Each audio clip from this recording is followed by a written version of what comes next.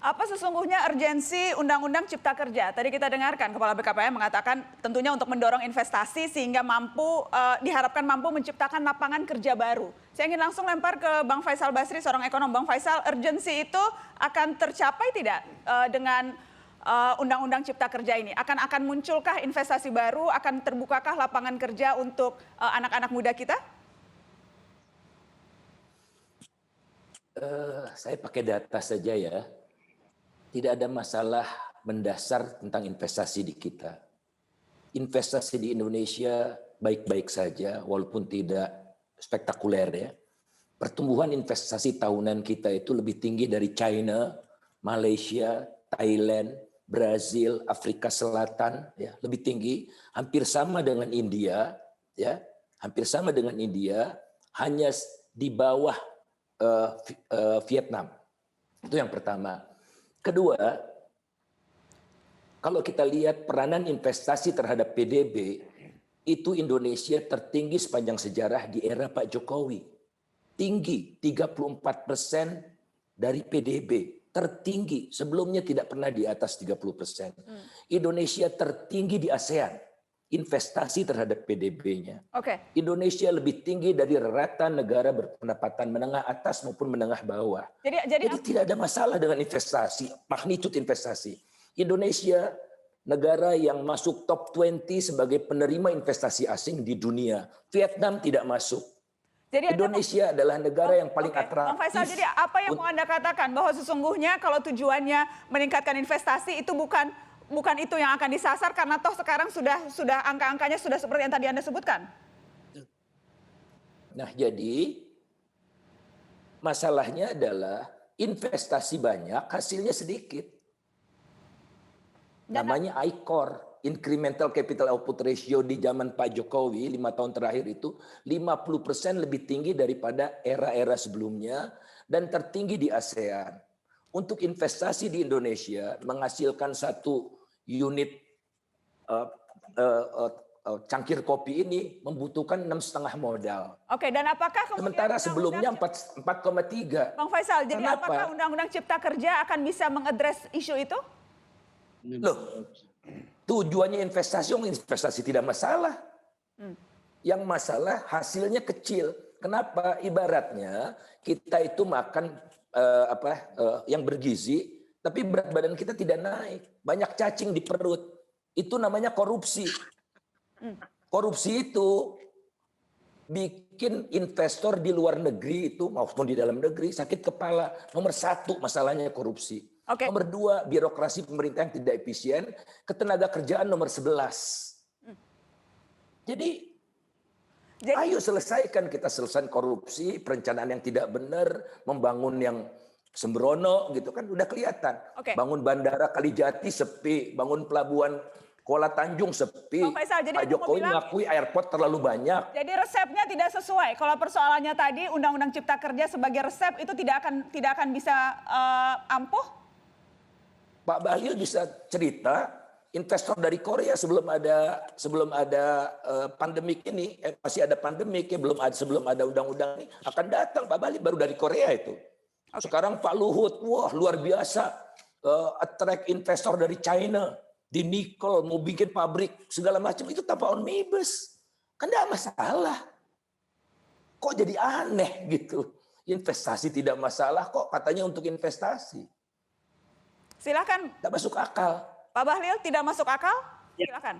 Mbak Nana, mungkin satu hal bahwa saya setuju dengan Bang Faisal bahwa ekor kita tinggi, salah satu diantaranya potretnya adalah korupsi. Saya ingin menjelaskan Bang, kenapa ada kecenderungan untuk korupsi itu terjadi. Pertama karena tata laksana terhadap aturan yang tidak sinkron itu muncul dan potensi pertemunya orang-orang itu melahirkanlah indikasi korupsi. Justru dengan undang-undang Omnibus Law ini, maka ada sebuah proses pencegahan terjadinya korupsi untuk meningkatkan daya saing ekor kita, Bang. Contoh, dulu undang-undang ini kalau izin lokasi di daerah, di kabupaten kota, itu kalau pengusahanya tidak turun ketemu bupatinya, Bang, itu nggak selesai. Dan itu terbukti banyak, mohon maaf dengan segala hormat, saudara-saudara kita yang kena kasus OTT akibat karena izin-izin lokasi segala macam. Nah, undang-undang ini untuk bagaimana bisa meminimalisir agar itu tidak terjadi. Makanya sentranya lewat OSS semua. Jadi sebenarnya undang-undang ini sejalan dengan pikirannya Bang Faisal untuk bagaimana ekor kita naik dan potensi korupsi mampu kita memperkecil. Oke. Itu satu. Yang kedua, mohon maaf dengan segala hormat Penjelasan dari Pak Menteri, apakah benar investasi itu anjlok? Investasi itu jeblok? Kan tidak Pak Menteri kan? Apakah data saya bisa disanggah? Kalau persoalan investasi 2019 itu 809 triliun dan target kita sekarang di atas 809 triliun. Secara volume itu tidak ada penurunan, selalu ada kenaikan dari tahun 2016, 17 sampai dengan 2020. Namun yang harus dilihat adalah kebutuhan rakyat terhadap lapangan pekerjaan itu semakin hari semakin tinggi. Dan oleh karena itu instrumennya adalah bagaimana kita mendorong untuk menambah investasi. Oke. Menambah investasi ini salah satu persoalannya adalah mampu kita memperbaiki sistem birokrasi internal kita dan juga adalah sistem bagaimana bisa kita memperkecil peluang agar tidak terjadi indikasi korupsi itu. Oke, Bang Faisal, silakan Bang Faisal. Tadi Bang Bahlil mengatakan ketika tadi Anda katakan ada cacing atau ada yang memakan, ada korupsi dengan mempermudah perizinan. Yang memang dilakukan oleh undang-undang ini, apakah itu bisa diadres isunya? Bang Faisal? Saya setuju itu salah satu bagian kecil. Kedua adalah hampir semua proyek ini tidak ada tender. Sehingga kita tidak bisa menghasilkan harga terendah. Kan dikasih ke BUMN. Oke. Itu yang membuat ICOR tinggi. Kemudian kedua, ketiga, perencanaannya tidak bagus. Misalnya nih Pak Jokowi datang ke satu daerah, kemudian rakyat minta bandara, Pak Menko PUPR bikin ya besok tahun depan selesai, begitu caranya. Tidak ada di proses perencanaan di Bappenas, tidak ada di dalam buku Bappenas itu. Jadi selesaikan. Nah cari dananya kan akrobat.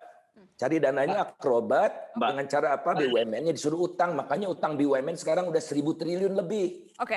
Akibatnya menimbulkan masalah, tidak bisa bayar utang. Masa pandemi ini dimanfaatkan untuk membayar. Oke. Oke. Mbak Nana, boleh enggak saya karena ini terkait dengan RUU Cipta Kerja. Saya masih ada satu narasumber lagi, ada Ketua Asosiasi Pengusaha Indonesia atau APindo, ada Pak Haryadi Sukamdhani, dan saya ingin minta tanggapannya Pak Haryadi soal urgensi dari Undang-Undang Cipta Kerja ini dari kacamata pengusaha. Silakan. Nah ini saya melengkapi ya dari apa yang disampaikan oleh Bang Faisal tadi dan juga oleh Dinda Bahlil. Jadi sebetulnya kalau kita melihat betul angka absolut investasi naik ya 800 triliun. Tapi kalau kita lihat ke belakang tahun 2010 pada saat investasi kita itu masih sekitar 206 triliun, penyerapan rasio per 1 triliun itu 5.014 orang. 2019 pada saat 800 triliun lebih, penyerapannya hanya 1.600. Nah ini yang tadi nggak dibicarakan kan. Jadi memang betul naik, tapi kualitas investasi yang masuk itu semua adalah padat modal. Nah inilah yang sebetulnya menurut pandangan kami adalah mengakibatkan pertumbuhan ekonomi kita itu tidak berkualitas. Jadi kalau tadi ditanyakan seberapa urgensinya, menurut kami sangat urgent. Dan kami sudah menyampaikan sejak 17 tahun yang lalu saat Undang-Undang 13 itu disahkan, kami sudah sampaikan dengan aturan seperti ini, rigid seperti ini, maka reaksi daripada lapangan kerja, si investor itu pasti akan rigid juga karena mereka berhitung dengan kondisi yang rigid yang mengakibatkan juga tidak kompetitifnya dari biaya tenaga kerjaan itu pasti akan direspons dengan hilangnya industri padat karya gitu. Dan ini sekarang kenyataannya seperti itu dan yang menikmati sekarang dengan adanya kelemahan atau ketidakWaspadaan kita ya negara-negara peer kita, Vietnam naiknya luar biasa dan Thailand juga naik luar biasa karena dia betul-betul memanfaatkan dari kelemahan kita mengantisipasi industri padat karya itu dan padahal kita sama-sama ketahui bahwa di komposisi kita itu kan 57% itu lulusan SMP ke bawah gitu Mbak Nana. Jadi ini yang selama ini kita nggak pernah bisa secara terbuka melihat memotret kondisi kita seperti apa sih sebetulnya. Dan juga jangan lupa Mbak, bahwa 40% penduduk Indonesia itu menerima subsidi loh. Dan dari 40% penerima subsidi itu kriteria di Kementerian Sosial untuk penduduk yang tidak mampu itu adalah pendapatan kepala rumah tangganya itu adalah 600.000 per bulan. Jadi bisa kita bayangkan 40% itu kira-kira 98,6 juta orang. Nah inilah yang menurut pandangan kami urgensinya di sana. Nah kalau ada masalah yang terkait dengan hal-hal yang tidak seperti ini harusnya ada keterbukaan kita untuk melihat. Jadi jangan kita melihatnya seolah kita karena negara dianggapnya G20 semuanya baik-baik saja. Sebenarnya nggak baik-baik saja. Pertumbuhan kita itu tidak berkualitas. Karena apa? Tidak memberikan lapangan pekerjaan yang cukup besar, demikian Mbak. Baik, kita akan break. Setelah ini kita akan bahas soal dari sisi pekerja. Karena itu salah satu hal yang kemudian banyak mendapatkan sorotan. Pasal-pasal yang menyangkut perburuhan. Setelah pariwara kita akan bahas.